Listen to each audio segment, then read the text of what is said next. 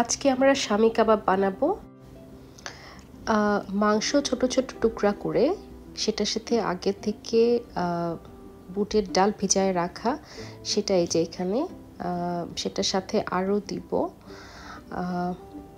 একটুখানি শুকনা মরিচ, এখানে রসুন, আদা, আরও দিচ্ছি এখানে গোলমরিচ, তারপরে তেজপাতা, তারপরে অল্প একটু শাহি জিরা, আরও এটার সাথে মিক্স করতেছি এলাচ, একটু লবঙ্গ, দারচিনি, আর এই মশলাগুলোর সাথে দিচ্ছি এই যে একটু ধনে গুঁড়া, তারপরে জিরা গুঁড়া, আরও দিব এটার সাথে এই যে এটার সাথে দিব স্বাদ মতো লবণ, আর এটার সাথে আরও অ্যাড করতে হবে পেঁয়াজ। প্রথমে একটু তেল দিয়ে নিলাম, তারপরে এগুলাকে ভালো করে মিক্স করে নিচ্ছি।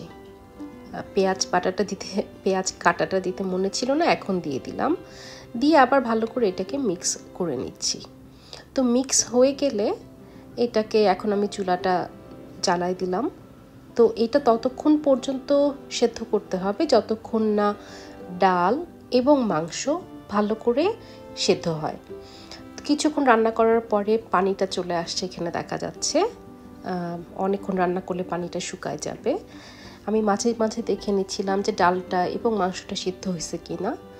এইটা সিদ্ধ না হলে তখন আবার একটু একটু করে পানি দিয়ে ঢেকে দিতে হবে, একসাথে বেশি পানি না, একটু করে পানি।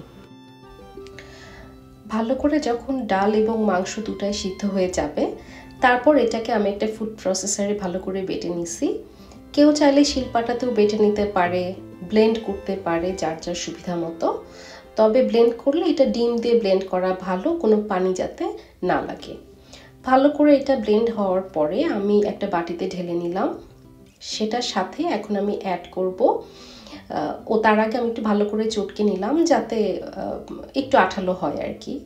এটার সাথে আমি অ্যাড করলাম কাঁচামরিচ কুচি, বেরেস্তা, পুদিনা পাতা, ধনে পাতা এবং কাঁচা পেঁয়াজ কুচি।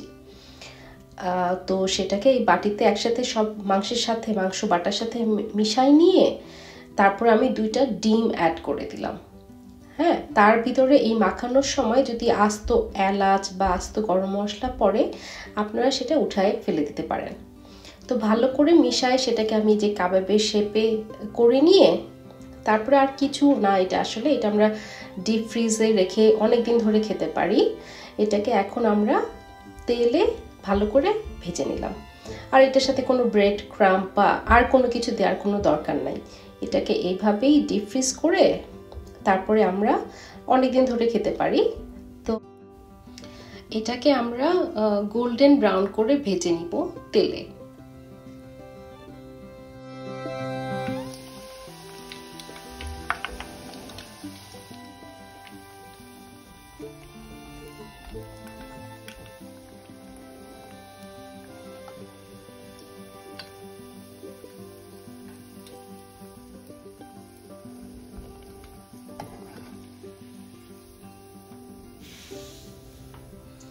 সবাইকে আগাম ঈদ মুবারক।